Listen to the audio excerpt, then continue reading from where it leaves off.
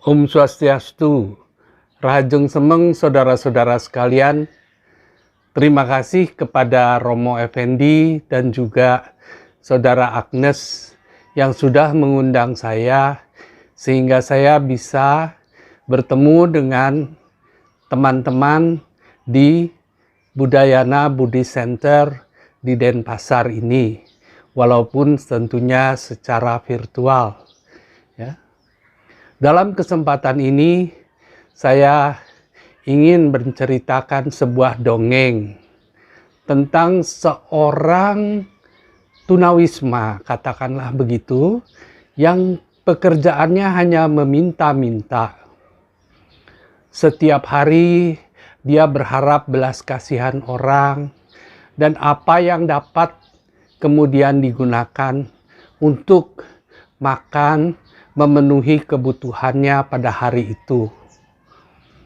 Besok dia harus meminta-minta lagi. Pada suatu hari, dia merasa sangat senang karena dia mendapatkan sesuatu yang lebih dari biasanya, dan dia bisa membeli makanan yang kemudian dia simpan di dalam kantong yang seadanya karena dia adalah tunawisma. Ya, dia tidak mempunyai rumah, dia hanya tidur di emper-emper toko di kaki lima. Dia berkata, ini buat sarapan besok pagi. Namun apa yang terjadi? Seekor tikus malam itu datang dan mencuri makanannya.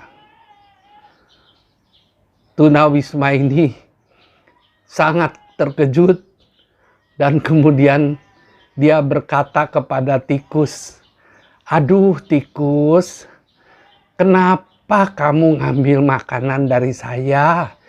Saya ini kan cuma sekedar pengemis yang mengharap belas kasihan orang. Coba dong kamu kalau mau ngambil dari orang kaya, jangan dari orang seperti saya." Tapi tiba-tiba tikus itu bisa berkata. Dan tikus itu menjawab, "Hei, Pak, kamu ini memang karmanya cuman segitu. Apa yang kamu dapat cuma untuk cukup sehari.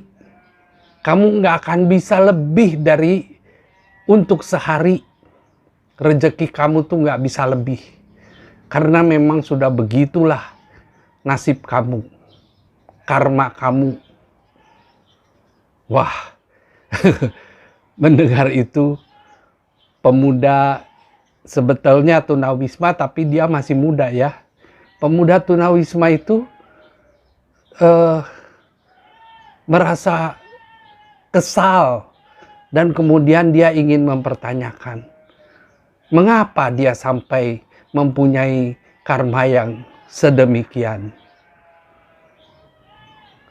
Tikus itu berkata lagi, "Kalau kamu mau tahu, pergilah kamu tanya kepada orang sakti.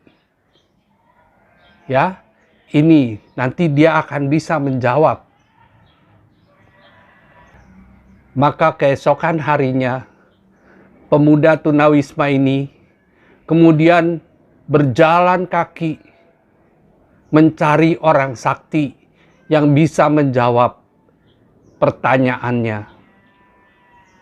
Mengapa dia sampai harus mempunyai karma yang sedemikian? Perjalanannya menempuh hutan belantara. Dan sampai sore ternyata masih belum ada tanda-tanda bahwa dia bisa keluar dari hutan itu. Untunglah menjelang hari gelap, pemuda tunawisma ini menemukan sebuah rumah di tengah hutan. Dan kemudian ia mengetuk pintunya, memohon izin untuk diperkenankan menumpang menginap malam itu.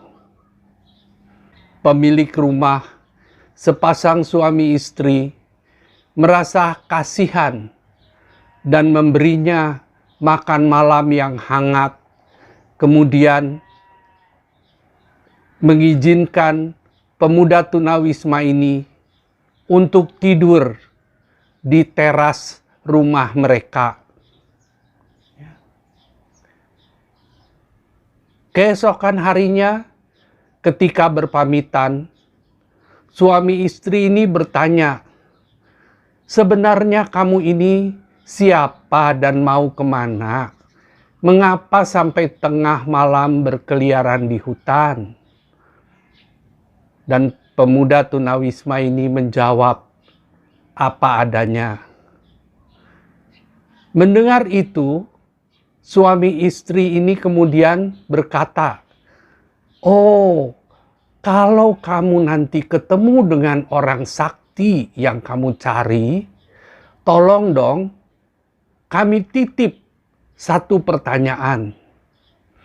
Kami mempunyai seorang gadis yang sekarang sudah beranjak dewasa, tetapi sejak lahir anak kami tidak bisa bicara. Tolong tanyakan, apa yang harus kami perbuat?"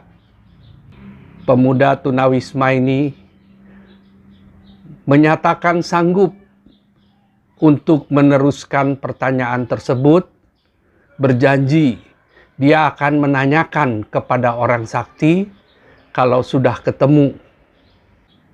Maka pemuda tunawisma ini kemudian meneruskan perjalanannya, dan ternyata setelah hutan lebat yang kemarin, sekarang yang ada di depannya adalah lautan pasir, padang pasir yang sangat luas. Dan ketika ia berjalan, ia merasa sangat haus, letih, lemah, dan hampir tidak ada tenaga untuk berjalan lagi. Tiba-tiba ada seorang tua yang muncul di hadapannya dan bertanya, "Kamu mau kemana?"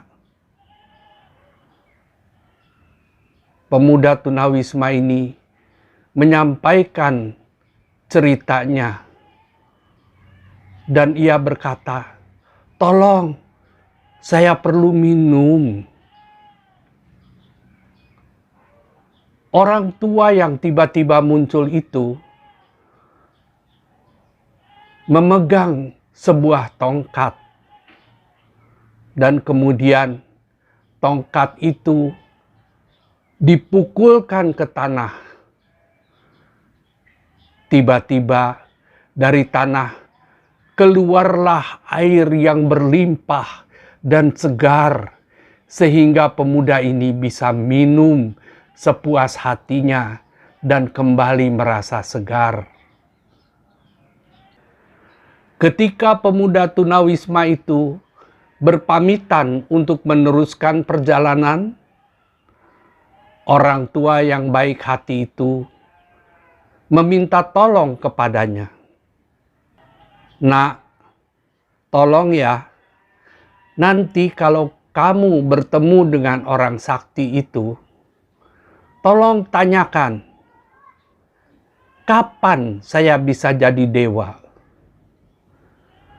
Menurut ajaran yang saya terima, saya harus bertapa 1000 tahun. Dan sekarang saya sudah 1000 tahun bertapa. Tetapi saya belum jadi dewa. Tolong tanyakan bagaimana caranya supaya saya bisa jadi dewa." Anak muda itu menyanggupi dan kemudian meneruskan perjalanannya. Kali ini ia berhadapan dengan sebuah sungai yang lebar dan deras airnya. Tidak akan mampu ia menyeberangi sungai tersebut. Untunglah ada seekor kura-kura besar yang menyanggupi dan mengatakan, "Mari naik punggung saya, nanti saya seberangkan." Nah, demikianlah pemuda itu duduk di punggung kura-kura dan menyeberangi sungai. Di tengah sungai, kura-kura ini bertanya, "Sebenarnya Anda ini mau kemana?" Maka sekali lagi si pemuda bercerita, dan lagi-lagi kura-kura ini menitipkan satu pertanyaan. "Nanti kalau kamu ketemu sama orang sakti, tolong titip satu pertanyaan. Saya bertapa selama 500 tahun. Dengan harapan saya akan bisa menjadi naga, meninggalkan sungai dan terbang ke angkasa. Sekarang saya sudah bertapa selama 500 tahun, tapi saya belum menjadi naga. Tolong tanyakan ya, bagaimana caranya supaya saya bisa menjadi naga." Nah, singkat cerita, jangan panjang-panjang. Anak muda itu akhirnya berhasil menemui orang sakti yang dimaksud. Tetapi sebelum ia sempat mengajukan pertanyaan, orang sakti itu sudah memberikan batasan. "Oke, saya hanya akan menjawab 3 pertanyaan." Bingunglah anak muda itu. Jauh-jauh dia sudah datang dengan segala susah payah. Dia mempunyai 1 pertanyaan. Tetapi di jalan ada 3 yang nitip pertanyaan. Jadi yang mana yang harus dia ajukan? Akhirnya dia berpikir, kasihan anak gadis itu. Sudah beranjak dewasa, artinya sudah belasan tahun ia tidak bisa bicara. Baiklah saya tanyakan tentang anak gadis. Dan kasihan juga orang tua yang sudah bertapa 1000 tahun untuk menjadi dewa. Dan kura-kura yang sudah 500 tahun belum bisa menjadi naga. Sudahlah. Memang rupanya saya ini karmanya hanya bisa menjadi tunawisma yang mengharapkan orang berbelas kasih cukup untuk 1 hari, besok harus minta-minta lagi. Apa boleh buat? Sudahlah, saya mengalah saja. Saya akan mengajukan 3 pertanyaan. Maka dijawablah 3 buah pertanyaan yang diajukan oleh orang sakti itu, dan anak muda ini kemudian pulang. Tentu saja pulangnya melewati sungai yang besar, dan kura-kura sudah menunggu dengan penuh harap. Jadi gimana? Apa jawabannya? Anak muda itu menjawab, "Kura-kura, kamu tidak bisa menjadi naga karena kamu selalu terikat dengan cangkangmu, dengan rumahmu. Coba engkau keluar dari rumahmu itu. Jangan terikat. Kalau engkau keluar dari tempatmu, nah, engkau bisa menjadi naga. Maka kemudian kura-kura itu melepaskan diri dari batoknya. Dan benar, begitu dia keluar melepaskan tempatnya, ia menjadi naga. Tempatnya ini kemudian ia berikan kepada anak muda itu. Dan ternyata di dalam rumah kura-kura itu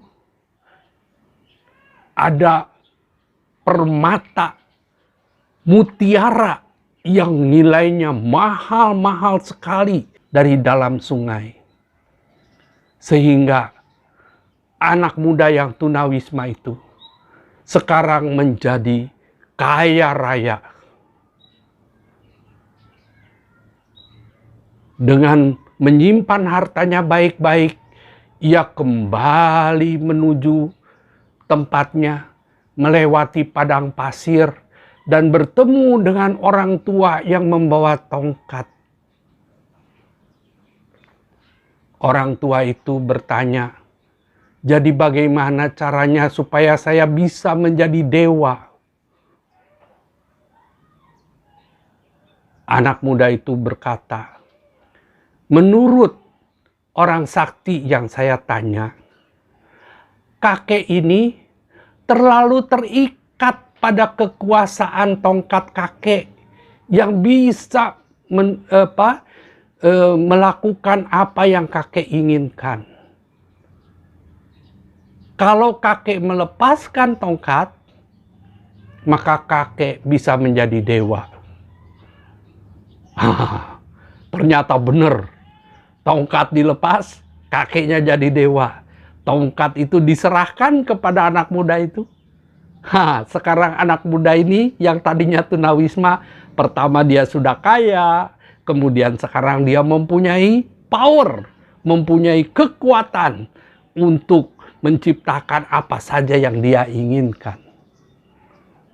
Maka datanglah dia ke rumah di tengah hutan, disambut oleh sepasang suami istri itu dengan penuh harap, bagaimana supaya anak gadis kami bisa bicara.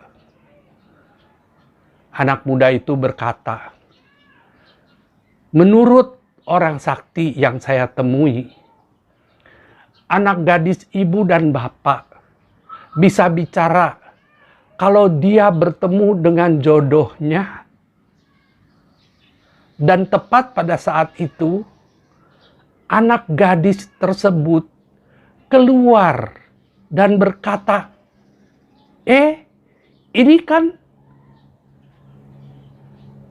Kang Mas yang minggu kemarin nginep di rumah kita," katanya. Loh, kaget ibu bapaknya. Ini tiba-tiba langsung bisa bicara. Wah, ini dia jodohnya. Ya, maka demikianlah teman-teman sekalian. Kadang-kadang, bukan kadang-kadang, seringkali kita ini seperti kura-kura yang tidak mau keluar dari zona nyaman kita. Kita sudah merasa enak, merasa nyaman, dan kita tidak mau mencari hal-hal yang baru, mencoba hal-hal yang baru. Ya. Kita juga seperti orang tua yang terlalu terikat kepada kekuasaan, kepada hal-hal yang kita punya, sehingga kita tidak bisa melangkah ke jenjang yang lebih tinggi. Apa yang dilakukan oleh anak muda itu adalah sesuatu yang sangat mulia. Walaupun dia sudah menempuh kesulitan, kesusahan selama perjalanan, tetapi perhatikanlah, dia tidak mementingkan dirinya sendiri. Dia memilih untuk mementingkan orang lain dibanding dirinya sendiri.